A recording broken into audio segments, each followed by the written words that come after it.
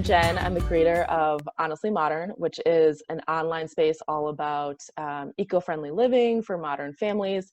And I write a blog, and on that blog, I explore a variety of topics like climate action and zero waste living principles, regenerative living and regenerative gardening, really all through the lens of modern family life. And specifically, I am a self-proclaimed composting nerd. I love learning about it.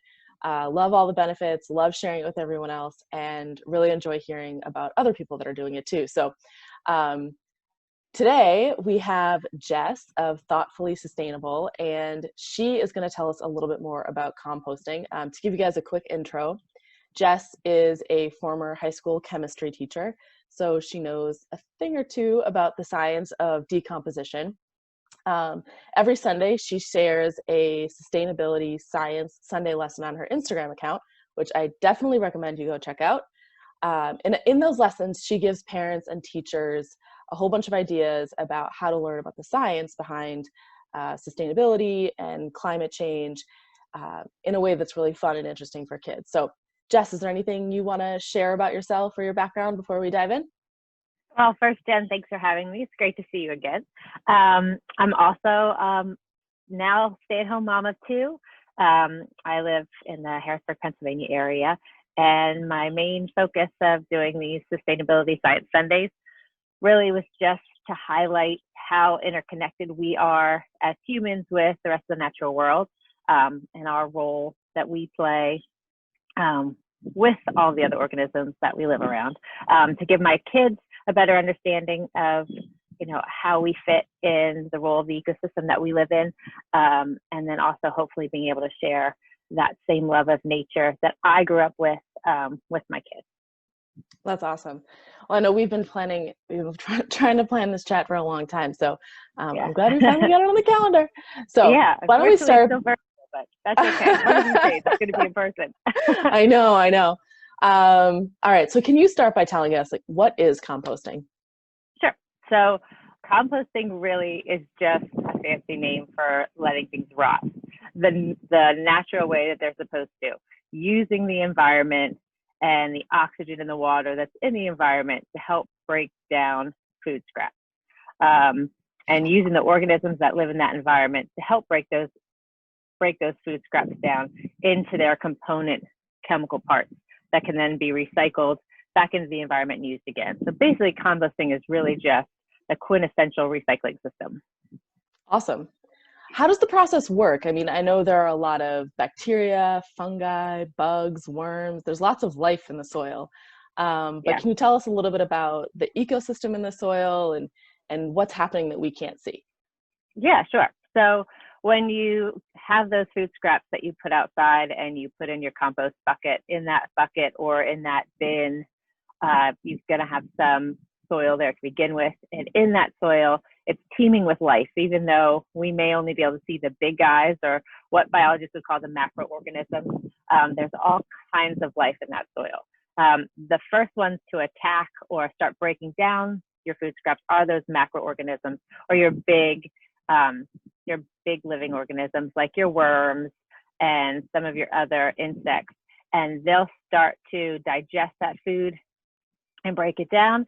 And as they excrete it, the smaller molecules that they've made through excreting, that's when the microorganisms or the bacteria get to go to work. The macroorganisms, or those worms, actually play a double role. Not only are they breaking the food scraps down into smaller parts, but then they're also aerating the soil. By moving it around, oxygen is able to get into the soil, and the bacteria that we need to break the parts down even further into our carbons and our oxygens and our nitrogens that plants need to be able to grow, they have to have oxygen to be able to live, just like we do, and water as well. And so that process, of breaking it down smaller and smaller to get into those nutrients is really what's going on in the soil. Very cool. You mentioned that the organisms are eating food scraps. I know there's dried leaves.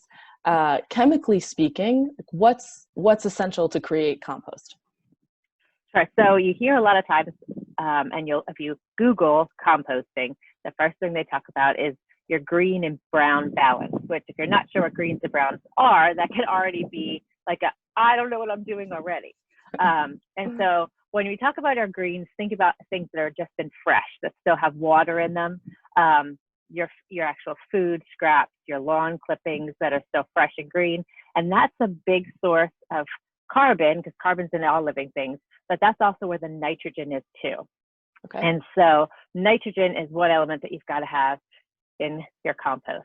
The other side of it, besides fresh things, are things that are already dried, like your cardboards and your brown toilet paper rolls, dried leaves. Those have already been dehydrated, so the nitrogen isn't as plentiful in those objects, and so they're a really good carbon source.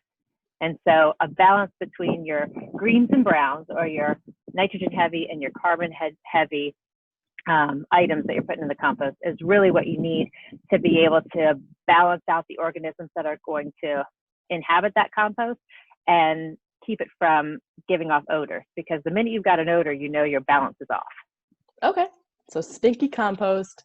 Yeah. About something's off. Go back to work. Put some more things in because your balance is off. Yeah. Awesome. And actually, for people watching, there are a couple of blog posts that I've shared about that whole idea of, how do you figure out what the right balance is? And there's all these ratios of you need 2-to-1 or 3-to-1 or 30-to-1 or whatever the heck it means, in terms of greens versus browns and things like that.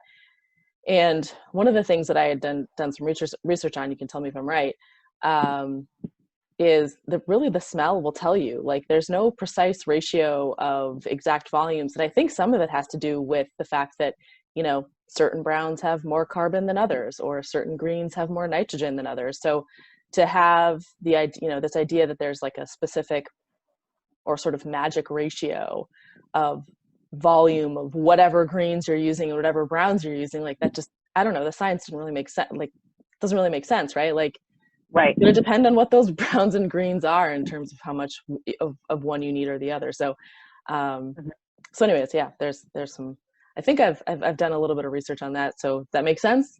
Yes. And another thing I would add to that too, is it also has to do with, I'm sorry, it's getting windy here. No worries. Also has to do with the amount of heat too, because Okay. obviously, just like anything else, the hotter it is, the faster things are going to break down, and that the environment is going to have an effect on the breakdown of the compost, not so much the organism. So like for myself, I do a simple 2-bucket, like a 5-gallon buckets as the initial breakdown.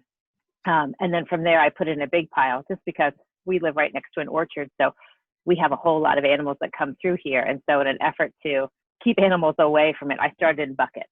Okay. Anyway, because of those buckets, it actually contains the heat even more. I poke holes through it, but it's going to be a more heat intense environment than maybe an open pile. And so because of that heat intensity, I noticed for myself, I have to put in more carbon rich. I have to use a lot more cardboard to be able to almost, you think about it like absorbing an odor, but it basically is, you need more of that carbon to balance out the fast breakdown. So heat is a factor. Interesting. I did not know that. So why is composting, we've talked a little bit about, or I've seen some information about composting being really important for environmental concerns. So why is composting so different than sending food scraps or yard waste to a landfill? Well, basically, for the basic chemistry of it, when you're putting compost, where you're making compost, instead of sending it to a landfill or an incinerator, you're basically just mimicking the process of nature. Your organisms that are in the soil are breaking down that compost, and when they're breaking it down, they're making carbon dioxide and water, which we would all breathe out anyway. So that carbon dioxide can then be utilized and goes into the atmosphere, but it's the natural process of things, of how things will break down. That happens because of those aerobic, or those oxygen breathing bacteria that live and thrive in the soil. That's the key difference when we send it off to a landfill. In a landfill, you're not going to have an oxygen source. And so there are lots of bacteria in the landfill, but they're not oxygen breathing. they're going to be anaerobic. They don't survive in an oxygen environment, so the bacteria that are there are going to be non-oxygen breathers.